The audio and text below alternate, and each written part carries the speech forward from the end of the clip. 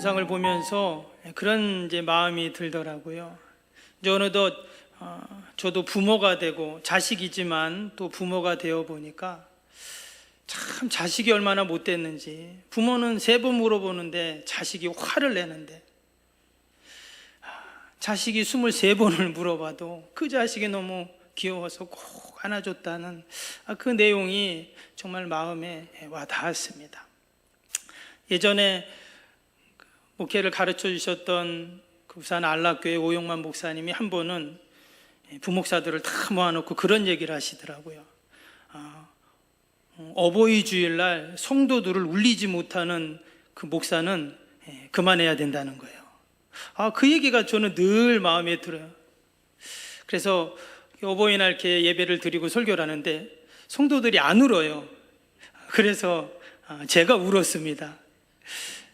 누가 울든 아무튼 여러분, 우리가 하나님 앞에서 우리에게 주신 귀한 부모님, 또 우리의 자녀들, 우리가 늘 생각할 때 여러분 감사합니다. 또 감사하고 또 늘 미안하고, 또 우리의 가정이 있기에, 부모가 있고 자식이 있기에 우리가 살아갈 또 힘이 있는 줄로 믿습니다. 일찍이 종교개혁자였던 루터는요, 부모님을 하나님의 대리자라고 그렇게 말했습니다. 그가 성도들에게 쓴 목회 서신서가 있었는데 그 서신서에 이렇게 썼어요. 사랑하는 성도 여러분, 하나님이 여러분들의 허락하신 부모님을 사랑하고 존경하십시오. 그들이 모두 훌륭하고 그들이 모두 완전해서가 아닙니다. 부모님들은 이 세상에서 하나님의 대리자로 있기 때문입니다. 부모님을 하나님의 대리자라고 그렇게 말을 했어요. 근데 사실 이 루터는요, 아버지와 관계가 별로 안 좋았다고 합니다. 오죽하면 이 루터가 하나님을 아버지라고 말하지 않고 하나님을 어머니라고 하고 싶다, 이렇게까지 말을 했어요. 왜 그런가 봤더니 이 루터의 아버지가 한수 루터라고요, 자식에 대한 그 교육열이 대단했다고 합니다. 대개 보면 집에서 누가 잔소리를 합니까? 엄마가 하잖아요. 근데 이 집은 반대예요. 아버지가 잔소리를 하는 거예요.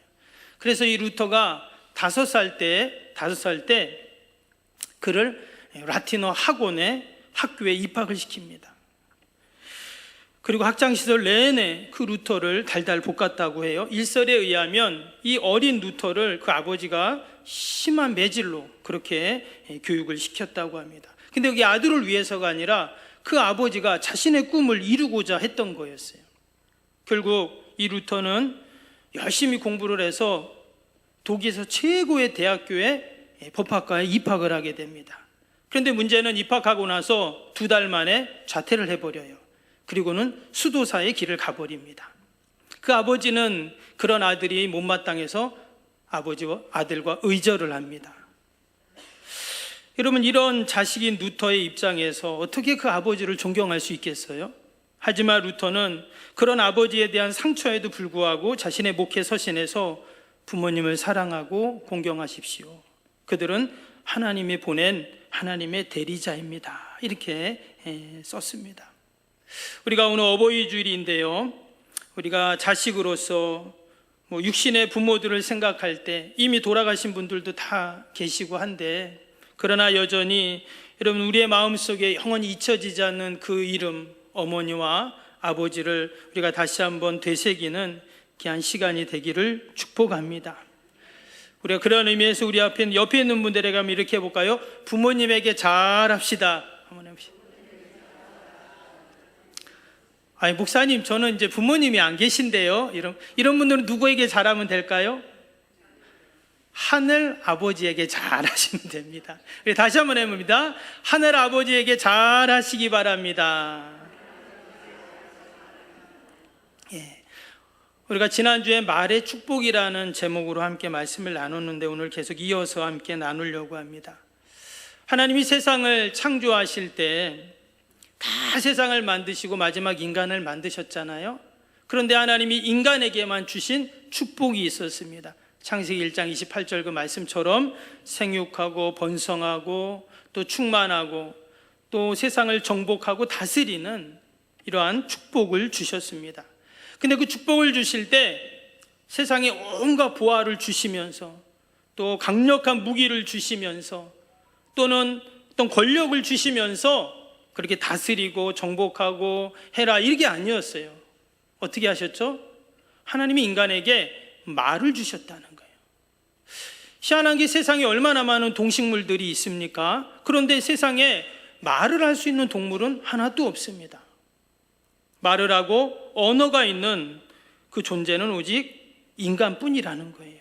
그래서 하나님이 그들에게 복을 주시며 그 아담과 하와에게, 사람에게 복을 주시며 이르시되 그랬어요. 그들에게 말씀을 주셨다라는 것입니다. 그래서 그 말로 세상을 창조하시고 말씀으로 세상을 다스리시는 하나님께서 이 말의 권능, 말의 축복을 사람들에게만 다 주셨다는 거예요. 여러분, 아무리 사람하고 똑같이 생겼다고 하는, 닮았다고 하는 원숭이나 또 침팬지나 유인원 보세요. 말을 못합니다. 뭐 말을 가르치면 할까요? 영화에서는 하더라고요. 혹성탈출이라는 영화 보셨나요? 거기 보면 막 원숭이들이 말을 하고 나중에는 원숭이가 인간을 다스립니다. 그런데 그것은 영화에서나 있는 일이죠. 세상의 어떤 동물도 말을 못합니다. 그런데 하나님께서는 우리에게 말을 할 수 있겠어요. 이것은 단순히 대화의 도구만이 아니라는 거예요. 하나님 우리에게 말을 주실 때는 그 말에 능력을 담아서, 그 말에 권세를 담아서 우리에게 주셨습니다. 그래서 마가복음 11장 23절에 보면 내가 진실로 너희에게 이르노니 누구든지 이 산더러 들리어 바다에 던져지라 하면 그 말하는 것이 이루어질 줄을 믿고 마음에 의심하지 아니하면 그대로 되리라. 참 놀라운 말씀이에요. 산이 있는데 산 보고 저 바다에 던져져라 라는 것을 믿고 한번 의심하지 않고 하면 그대로 된다는 거예요. 근데 여기서 중요한 건 뭐냐면 누구든지 어떤 능력이 있고 권세가 있고 은사가 있고 이런 사람이 아니라 누구든지 그 말의 권세를 믿고 그 말의 축복권을 믿고 그렇게 하면 그대로 역사가 일어나고 능력이 나타난다 하는 겁니다. 중요한 것은 내가 그 말의 권세, 그 말의 능력을 인정하고 말의 권세를 사용하는 것이죠. 여러분, 우리가 사람들의 말하는 걸 한번 들어보면 어떻습니까? 그 사람의 인격, 그 사람의 성격, 또 그 사람의 됨됨이를 알 수가 있어요. 말을 함부로 하는 사람이 있습니다. 아주 속된 말을 하는 사람도 있고 또 희롱하는 말을 하는 사람들도 있습니다. 어떻습니까? 바로 그 사람의 모습인 거죠. 반면에 말의 능력이 있음을 알고 말이 하나님이 나에게 주신 축복이라는 것을 믿고 말을 하는 사람은 그 말의 권세를 경험하게 됩니다. 때문에 우리가 말을 많이 하는 것이 중요한 것이 아니라 어떤 말을 하냐, 이것이 너무나 중요하죠. 그럼 과연 우리 성도들은 여러분 어떤 말을 해야 될까요? 오늘 4절 말씀 다시 한번 보겠습니다. 누추함과 어리석은 말이나 희롱의 말이 마땅하지 아니하니 오히려 감사하는 말을 하라. 하나님이 우리에게 감사의 말을 하라 이렇게 했어요. 하나님이 우리에게 주신 말의 그 권세, 말의 축복권을 가지고 어떤 말이요? 감사하는 말을 하라는 거예요. 여러분, 감사의 말 어디서 많이 듣죠? 감사합니다. 식당에 가면 감사합니다. 백화점 가면 감사합니다. 우리가 이런 말을 많이 듣는데 그냥 감사합니다, 감사합니다 하면은 정말 말의 권세, 능력이 나타날까요? 우리가 한번 이렇게 말하면 좋을 것 같습니다. 수식어를 붙여서 한번 이렇게 말하면 제 옆에 앉아주셔서 감사합니다. 저를 위해 기도해 주셔서 감사합니다. 함께 우리 석병교회에서 신앙생활 하시니 참으나 감사합니다. 너무나 좋은 말이죠. 우리 가정에서도요, 아내가 남편에게 그렇게 말할 수 있어요. 당신이 가정을 위해 이렇게 수고하니 너무나 고맙고 감사해요. 또 남편도 아내에게 말할 수 있어요. 당신의 아이들 잘 키워주고 살림 잘해주니 너무나 고맙고 감사해요. 너무 좋은 말이죠. 또 어버이 주일이니까 우리 자녀들이 부모에게 그럴 수 있어요. 지금까지 저를 키워주시고 돌봐주셔서 너무나 감사합니다. 이렇게 자녀들이 말할 수 있죠. 또 부모도 자녀에게 아이고 해준 것도 없는데 이렇게 잘 자라주니 너무나 고마워, 감사하지. 또 우리가 이렇게 말할 수 있습니다. 여러분, 이렇게 늘 감사를 말하고 감사가 넘치면 여러분 거기가 어디입니까? 거기가 천국이죠. 거기가 바로 행복의 동산이 되는 겁니다. 그래서 하나님께서 우리에게 오히려 감사의 말을 하라 이렇게 말씀한 거예요. 왜 우리에게 감사의 말을 하라 하셨는가? 감사의 말을 할 때 거기가 천국이 되기 때문이에요. 여러분, 늘 감사의 말을 하는 저와 여러분 되기를 축복합니다. 그런 의미에서 다시 한번 우리 감사합니다 한번 해봅시다. 감사합니다.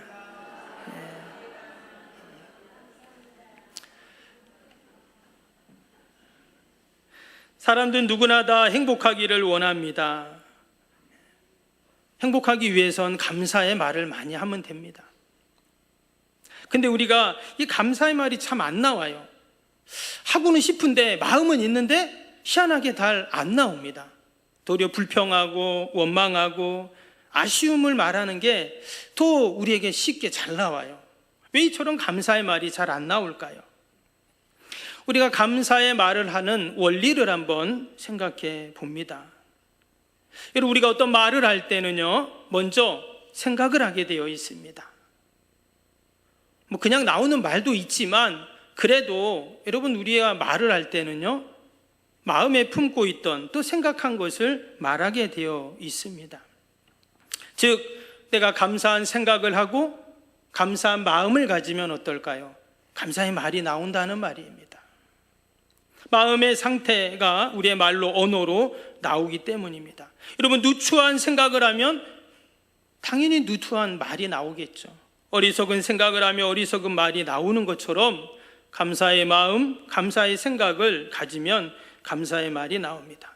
영어 어원의 감사를 땡큐라고 하잖아요. 근데 그 땡큐의 어원을 보니까 think에서 나왔다고요. think는 생각이거든요. 한마디로 우리가 말하는 감사는 우리 안에 품은 생각, 그 마음을 어떻게 먹었냐에 따라서 감사가 나오기도 하고 불평, 불행이 나오기도 한다라는 겁니다. 사람들은 대개 환경이 좋으면 감사하고 가진 것이 많으면 감사할 줄 압니다. 없는 것보다는 당연히 감사하겠죠. 그러나 여러분, 정말 내가 많은 거 가지면, 환경이 지금보다 더 나아지면 과연 더 감사할 수 있을까요? 에릭 프롬이라는 20세기 최고의 심리학자, 정신분석학자가 있습니다. 이 사람이 소유냐 존재냐는 아주 유명한 책을 썼습니다. 우리 인간의 근본적인 물음 또 고민을 이 책에 이제 기록을 했는데요. 한마디로 내용이 그겁니다. 사람에게는 두 가지 관점이 있다는 거예요. 하나는 소유라는 관점이 있고 또 하나는 존재라는 관점이 있다라는 겁니다. 근데 많은 사람들은 뭐를 바라봐요? 이 소유를 바라본다는 거예요. 뭔가를 더 소유하려고 하고 뭔가를 더 가지려고 하는 마음이 인간에게 다 있다는 거예요. 근데 그러다 보면 필연적으로 나오는 게 뭘까요? 갈등과 경쟁과 약탈과 전쟁이 따라오고 그 가운데 시기, 질투, 이기심, 미움, 증오, 원망, 불평 이런 것들이 계속 우리에게 꼬리에 꼬리를 물고 온다라는 겁니다. 결국 나는 뭔가를 소유한 것 같지만 나에게 남은 것은 뭘까요? 질투와 시기와 이기심과 미움과 증오와 원망과 불평뿐이라는 거예요. 결국 그의 삶은 점점 피폐해지는 것이죠. 우리가 잘 아는 나폴레옹이 있습니다. 전 유럽을 다 정복하고 통일했다고 하죠. 근데 그 나폴레옹이 이런 고백을 했어요. 내 생에 행복한 날은 단 6일 뿐이었다. 아니, 전 유럽을 다 정복하고 가진 것 같았지만 결코 행복한 삶이 아니었다는 거예요. 반면에 보지도 듣지도 또 말하지도 못했던 헬렌 켈러 같은 그런 사람은 내 생에 행복하지 않은 날은 단 하루도 없었다 이렇게 말했어요. 결국 여러분, 우리가 무엇을 소유하고 갖냐가 행복의 조건이 아니라 내가 어떤 존재로 있냐가 우리의 행복과 실패를 결정한다라는 거예요. 어떤 할머니가 아파가지고 병원에 갔답니다. 그리고 의사 선생님한테 그러는 거예요. 아이고, 제가 온몸이 아파가지고 이렇게 왔습니다. 막 손가락도 아프고 머리도 아프고 어깨도 아프고 허리도 아프고 막 찌르는 데마다 다 아픕니다. 이제 죽을 병인가 보다. 그랬더니 의사 선생님이 가만히 보더니 하는 말이, 할머니 손가락이 삐었네요 그랬대요. 손가락이 삐어가지고 손가락이 아프니 그 손가락으로 찔러보는 데마다 다 아픈 거예요. 이제 웃는 분이 있네요. 예. 여러분, 내가 어떤 마음, 어떤 생각을 갖고 세상을 바라보냐에 따라서 세상이 달라진다는 거예요. 인터넷에 참 재미있는 그런 영상이 하나 있더라고요. 그게 뭐였냐면, 우리 보면 이렇게 택배를 시키잖아요. 택배를 시키면 택배 기사들이 문 앞에다가 딱 택배를 놓고, 요즘에는 또 사진을 딱 찍어가지고 보내주더라고요. 근데 어떤 아줌마가 그 택배 기사한테 전화를 한 거예요. 택배 기사한테, 아니 택배 기사님 왜 물건을 천장에 붙여놓고 갔어요? 그러는 거예요. 아니, 그러니까 갑자기 택배 기사가, 그게 무슨 말이니까, 아니 사진에 보니까 택배 물건을 천장에 붙여놓고 갔던데요. 보니까 사진을 거꾸로 본 거예요. 사진을 이렇게 봐야 되는데 이렇게 보니까 그 택배 물건이 천장에 붙어 있는 거예요. 바닥에 있는 게 아니라. 여러분, 우리가 어떻게 보냐에 따라서 이처럼 세상은 달라진다는 거죠. 어떤 분이 수도원과 교도소를 비교를 했습니다. 여러분, 수도원과 교도소에 공통점이 있어요. 뭘까요? 뭔가 세상과는 분리되어 있는 공간이라는 거예요. 그런데 그런 공통점에도 불구하고 아주 근본적인 차이가 있습니다. 수도원과 교도소. 교도소는 원망과 불평이 가득한 곳입니다. 근데 수도원은 어때요? 감사와 찬송이 흘러나오는 거예요. 뭔가 다 폐쇄되어 있고 세상과 분리되어 있고 분리된 장소인 것 같지만, 어떤 마음을 갖냐에 따라, 생각을 하냐에 따라서 그것이 감옥이 되기도 하고 거룩한 수도원이 되기도 한다는 거예요. 왜 하나님이 우리에게 감사의 말을 하라고 하셨을까요? 때로는 우리가 감사가 안 될 때도 있잖아요. 감사할 때는 아이고 감사합니다 말하면 됩니다. 근데 이건 정말 감사가 안 되는데, 그래도 하나님은 뭐라고요? 감사의 말을 하라 이러신 거예요. 그럼 하나님, 내가 감사도 안 한데 거짓말로 감사합니다 말해야 됩니까? 하나님이 그렇게 말씀하신 것이 아니죠. 마음은 감사하지 않은데 말로만 하라는 말이 아니라, 앞에서 말씀드린 것처럼 감사의 생각, 감사의 마음을 가지라는 거죠. 여러분, 예수님이 십자가에 달리셨을 때 감사했을까요? 안 했을까요? 이 침묵은 뭐죠?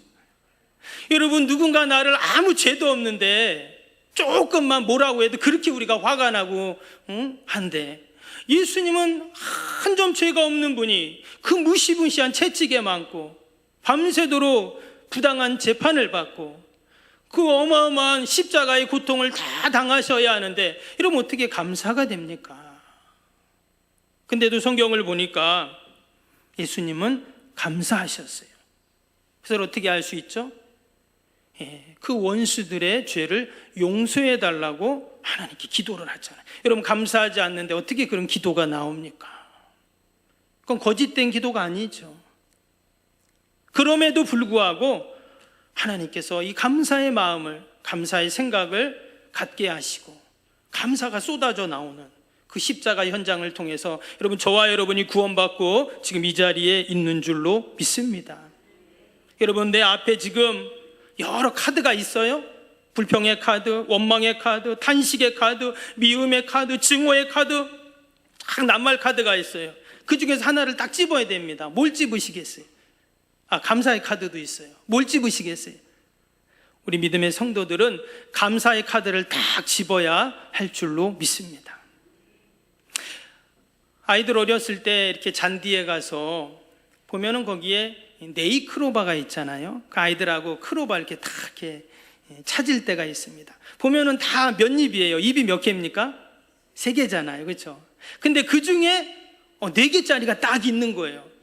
그러면 한참을 찾다가 4개짜리 찾으면 어때요? 아이들이 와, 네이클로바다! 막 소리를 지릅니다. 그렇죠? 여러분, 네이클로바 뜻이 뭔지 아세요? 행운입니다. 한마디로 야, 행운을 찾았다, 이제 그 말이거든요. 그런데 여러분, 수많은 그 3개 잎, 3잎, 세이클로바의 뜻은 뭘까요? 아시네요. 예, 맞습니다. 행복이에요, 행복. 이 네이크로바는 행운이라는 뜻을 갖고 있지만 수많은 세 개의 세이클로바는요, 행복이에요. 여러분, 우리에게 주는 귀한 교훈이 있어요. 우리의 삶의 주변에 수많은 행복들이 있는데 그 행복들은 그냥 놔두고 행운만을 우리가 찾으려고 하고 있지는 않나 하는 거예요. 근데 여러분, 감사도 마찬가지입니다. 여러분, 우리가 늘 행복 가운데 있으면서도 그 행복을 누리지 못하고 행복을 고백하지 못한다면 감사도 마찬가지. 하나님이 우리의 삶에 많은 감사의 조건을 주었어요. 근데 도무지 내 입에서는 감사의 말이 나오지 않는다면 우리 또한 감사를 누리지 못하게 된다는 거죠. 예전에도 한번 제가 소개해드렸던 기억이 나는데 너무 좋은 글입니다. 한번 제가 읽어드릴게요. 옷이 몸에 좀 낀다면 그것은 내가 잘 먹고 산다는 것입니다. 깎아야 할 잔디, 닦아야 할 유리창, 고쳐야 할 하수구가 있다면 그것은 내 집에 살고 있다는 뜻입니다. 정부에 대한 불평, 불만의 소리가 많이 들린다면 그것은 언론의 자유가 있는 것입니다. 지불해야 할 세금이 있다면 그건 내가 재산과 직장이 있다는 것이고, 주차장 맨 끝 먼 곳에 겨우 자리 하나 있다면 그건 내가 걸을 수 있고 차가 있다는 것입니다. 난방비가 많이 나왔다는 것은 내가 지금 따뜻하게 살고 있다는 것이고, 몸이 지금 뻐근하고 피곤하다면 내가 열심히 일하고 있는 것이고, 이른 새벽 잠영종에 잠을 깬다면 내가 살아있다는 것이고, 매일이 매일같이 나에게 쏟아진다면 그것은 나를 생각하는 사람들이 이렇게 많다는 것입니다. 어떤 직장인이 인터넷에 올려놓은 글 같아요. 우리 일상이지만 정말 그 일상 속에서 우리가 감사를 찾는다면 우리는 늘 여러분 감사의 말을, 감사의 고백을 할 수 있는 줄로 믿습니다. 오늘 말씀에 보면 하나님께서는 우리에게 주신 이 말의 축복권으로 감사의 말을 하라고 하셨어요. 근데 하나님은 우리 그 감사의 말을 어떻게 받으시냐? 1절 2절 한번 볼까요? 1절 2절에 그러므로 사랑을 받은 자녀같이 너희는 하나님의 본받는 자가 되고 그리스도께서 너희를 사랑하신 것 같이 너희도 사랑 가운데서 행하라. 그는 우리를 위하여 자신을 버리사 향기로운 제물과 희생제물로 하나님께 드리셨느니라. 그러면서 이어서 그 감사의 말이 나오고 있어요. 이거 지금 분리된 말씀이 아니라 연결되는 말씀이거든요. 근데 여기에 보니까 어떤 얘기를 했냐면 그러므로 사랑받는 자녀같이 말하라는 거예요. 하나님이 우리를 어떻게 한다고요? 사랑을 하고 계시다는 거예요.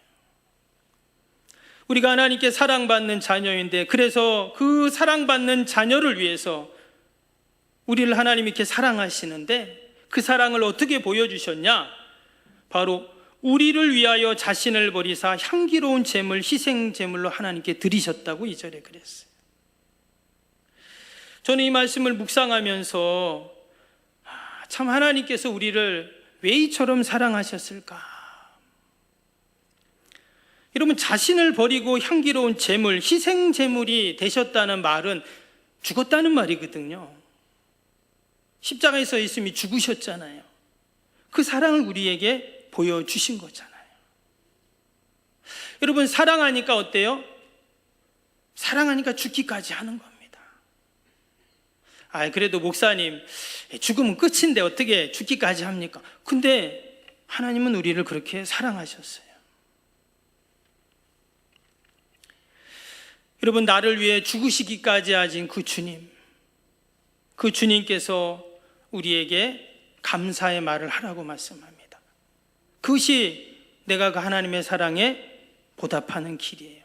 특별히 여기에 보면 2절에 향기로운 제물, 희생제물로 하나님께 드리셨다라는 이 말씀이요, 이 향기로운 제물이 다른 말로 하면 감사의 제물입니다. 여러분, 예수님이 십자가에서 향기로운 제물이 되셨는데 감사의 제물이 되셨다는 거예요. 앞에서도 말씀드린 것처럼 여러분, 십자가에서 죽는데 어떻게 감사가 됩니까? 그런데 성경에는 감사의 제물로 드려졌다라는 거예요. 우리가 알 수 있는 것이 바로 구약의 제사를 보면 그렇습니다. 사람이 어떤 죄를 지으면 짐승을 가지고 오죠.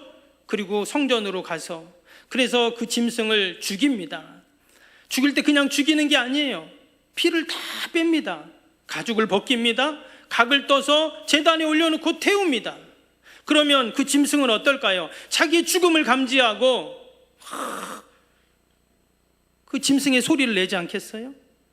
피가 다 낭자되고 그 고기가 타는 그 냄새가 진동을 하고. 그래서 사실 여러분, 이 제사의 자리는요 결코 유쾌한 자리가 아닙니다.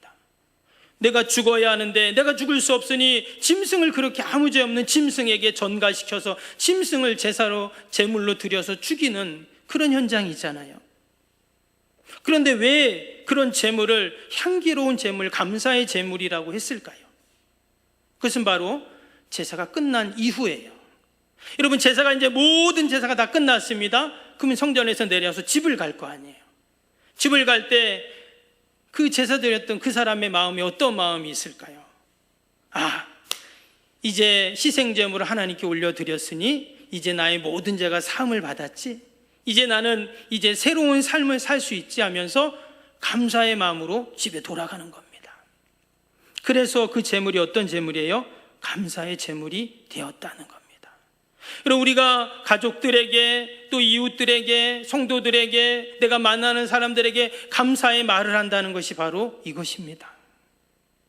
그냥 하나님이 감사하라고 했으니까 감사해야지, 이게 아니라 예수님이 나를 위해 감사의 희생제물이 되셨음을 내가 기억하고, 이제는 내가 그 감사의 마음을 품고 내가 삶의 현장에서 만나는 모든 사람들에게 내가 이렇게 감사의 희생제물로 인하여 새 삶을 살게 되었습니다 를 고백하는 말이 바로 우리의 감사의 말인 거죠.